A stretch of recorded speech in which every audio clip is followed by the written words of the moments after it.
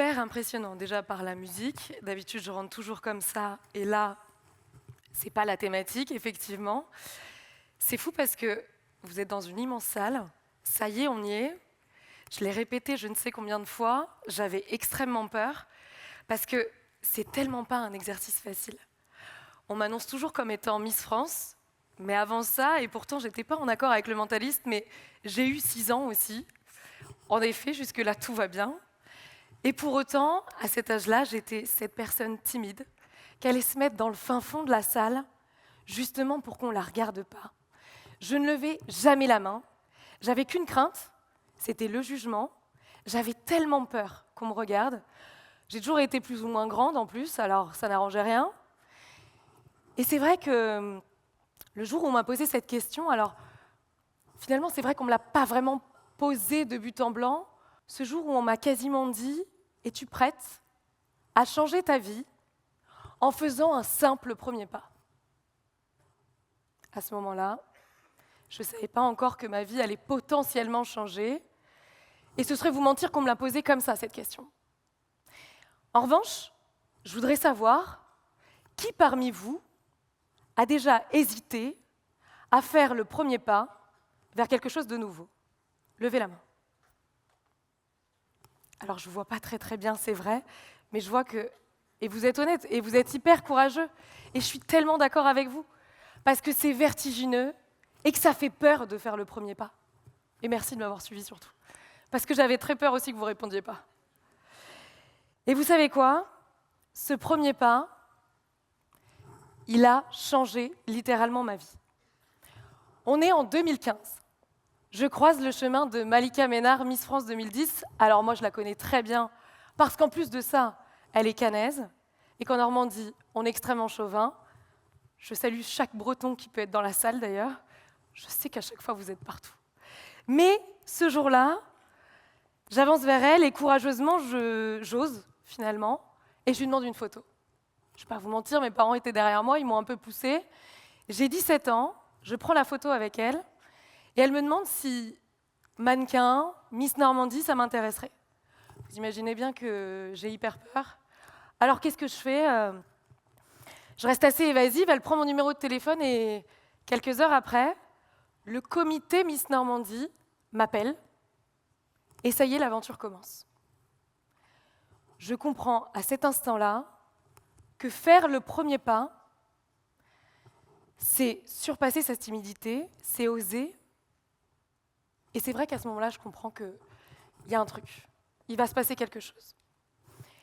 Sauf que je comprends aussi que faire le premier pas, ça ne veut pas dire qu'on va y arriver.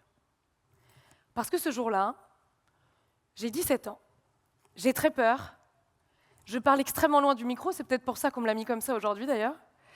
Et pour autant, je deviens deuxième dauphine de Miss Normandie et tout s'arrête. Je reprends mes études, je vais jusqu'à mon Master 2, et c'est vrai que je suis un peu une tête brûlée. J'ai tendance à toujours y aller, foncer, et je ne m'arrête pas. Et puis, c'est pas parce qu'on échoue que finalement on ne peut pas recommencer. Alors c'est vrai que j'avais extrêmement peur du jugement aussi, mais je l'ai refait une seconde fois et j'en ai parlé à personne. Je me suis confrontée à moi-même en me disant, mais pour qui elle se prend celle-là ? À un moment donné, on va peut-être se calmer. Si ça n'a pas fonctionné, et fait autre chose, quoi. Peut-être pas Miss Normandie une seconde fois. Bon, la suite, vous la connaissez. On l'a dit tout à l'heure, on est en 2020. Je deviens Miss Normandie, puis Miss France, et devant 10 millions de téléspectateurs, vous connaissez tous Jean-Pierre, il me pose cette fameuse question. J'ai l'impression qu'il sera toujours là pendant encore des années. Il me demande à qui j'ai envie de donner mes premiers mots. Et là, je repense à nouveau à cette jeune femme de 6 ans. Et je me dis que oui, tous mes profs qui sont là devant leur écran, ils doivent se dire « mais c'est impossible, c'est incroyable. Comment c'est possible qu'elle soit devenue Miss France ?» Et quelques mois après, je me retrouve à Miami, à faire cette fameuse phrase que vous connaissez pour la plupart, « Amandine Petit, France !» Et ça y est, c'est parti. On n'est plus devant 10 millions de téléspectateurs, on est devant le monde entier. C'est extraordinaire. Même moi, j'étais la première spectatrice de ce premier pas. En revanche, j'arrive à un moment charnière de ma carrière, si on peut appeler ça carrière, parce que je ne comprenais toujours pas ce qui m'est arrivé. J'ai 24 ans, et à ce moment-là, c'est la fin de mon année de Miss France. Cette fin d'année, je l'ai souvent comparée à une fin d'année d'études, et je pense que ça va vous parler en fait. Parce que c'est ce moment où on te donne toutes les clés.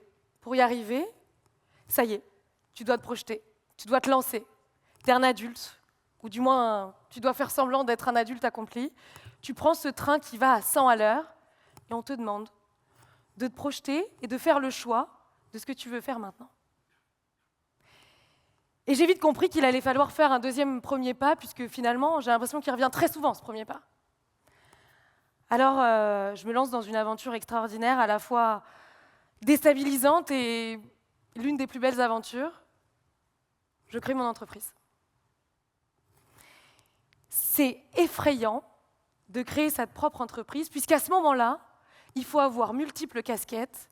Je me retrouve personnalité publique, personne physique, personne morale, décisionnaire. Je dois me comporter comme une adulte, voilà, qui sait tout finalement. À côté de ça, il y a même mon père qui des fois me dit « Mais non, j'aurais pas fait comme ça. » Oui, enfin bon. Moi non plus, mais je sais pas en fait, et il faut y aller. Alors je me retrouve, comme on le disait très bien à l'annonce, je me retrouve de Danse avec les stars à Fort Boyard, de Miss France à Miss Monde, à Miss Univers, je me retrouve un peu partout, je deviens même ambassadrice de la Fondation Recherche Alzheimer, mais ça, je l'ai voulu.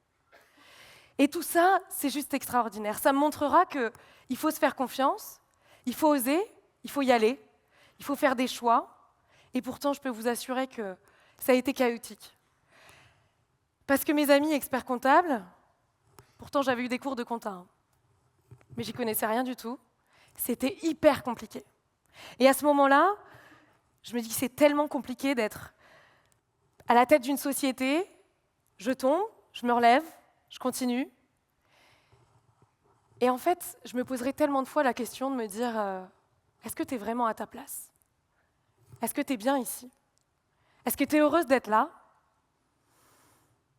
Et je crois qu'un jour, on a mis un mot là-dessus en se disant c'est un peu ce syndrome de l'imposteur. Comme quand je fais Miss France et que je me retrouve la seule parmi ces 30 à devenir Miss France. Je m'en souviens très bien, je me disais mais pourquoi toi en fait? Alors je veux bien que la Normandie, on est la côte, mais quand même. Et pour autant, il y a des Normands, je vous entends. Je ne vous vois pas, mais je vous entends.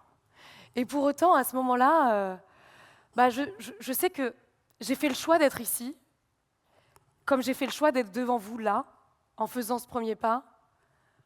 Je ne vais pas vous mentir, mes mains elles tremblent, j'ai extrêmement peur. Mais je suis ici, face à vous. J'ai créé cette entreprise, j'ai été Miss France, ça a été un choix. Et ce choix-là, c'est celui qui explique la raison pour laquelle je suis ici, à ma place. Alors c'est vrai que tout ça, ça part toujours de la même chose. Oser, croire en soi, y aller, faire le premier pas. Je crois qu'il y a un énorme grain de folie aussi. C'est vrai parce que quand on m'a proposé Steady, je me suis dit, ok, ça fait peur. J'ai entendu un peu le TED, ça vient des États-Unis, et je me suis dit, oh waouh, moi aussi je vais être dans la lumière. Un peu trop là même d'ailleurs. Mais finalement, ce grain de folie il m'emmènera jusqu'ici devant vous. Et je voudrais savoir maintenant, parce que je suis sûre qu'il y en a parmi vous qui ont aussi ce grain de folie, qui a déjà couru un 10 km? Levez la main. Eh bien, vous êtes courageux, c'est très bien déjà. Qui a déjà couru un semi-marathon? Levez-vous. Oh, vous m'avez fait peur, j'ai cru que vous alliez être... C'est très, très bien. Et qui a déjà couru un marathon? Gardez la position. Ça a traité d'il y a encore 2-3 jours. Hein. Ça se trouve, on a des marathoniens du marathon de Paris, là. Ok, vous êtes déjà beaucoup moins nombreux. Mais c'est très, très bien.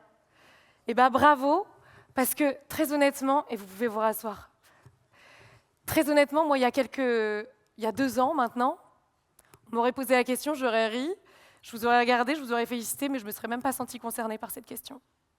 C'était quelque chose qui me faisait extrêmement peur. Enfin, finalement, la seule course que j'avais pu faire, c'était un 3 km au cross du collège, et ça m'avait suffi. Ça m'avait vaccinée, et je m'étais dit, non, mais plus jamais. Sauf qu'un jour, je suis à un meeting, et on me propose, mon voisin d'à côté, que je ne connais absolument pas, me dit, est-ce que tu veux faire le marathon de New York? je ne comprends pas ce qui se passe. J'entends juste New York.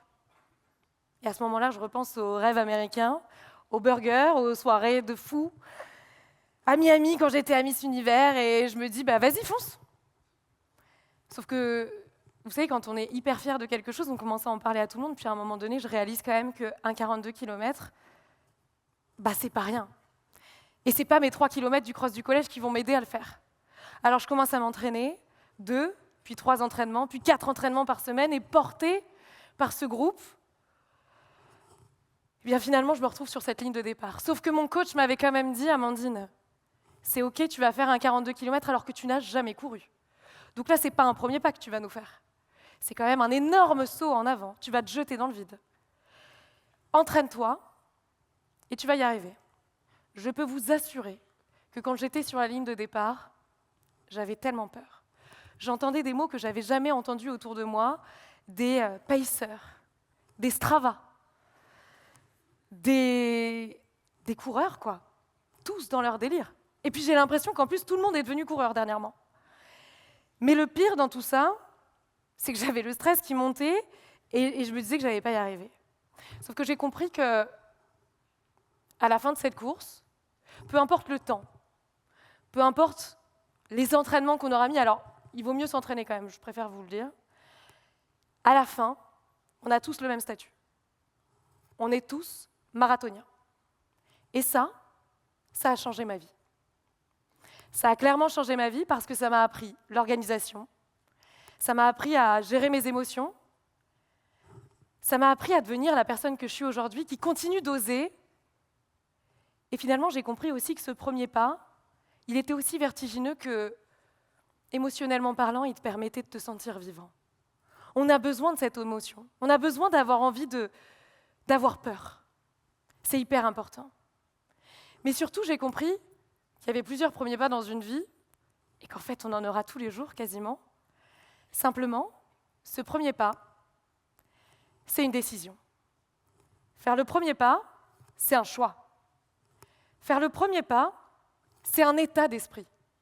Faire le premier pas, ça demande du courage, ça fait peur, ça demande de se lancer, mais surtout, qu'il n'y a aucun raccourci à la réussite. Alors maintenant, on va recommencer avec le tout début de ma question. Qui, parmi vous, et je m'adresse à chacun d'entre vous, comprenant les marathoniens, vous nous avez donné une belle leçon de vie, mais vous allez en avoir d'autres des premiers pas. Qui, parmi vous, serait capable de faire un simple premier pas et de changer sa vie? Merci. Je t'ai vu lever la main, tu peux foncer maintenant. Ce sera toi l'année prochaine qui sera ici à ma place. Merci à vous.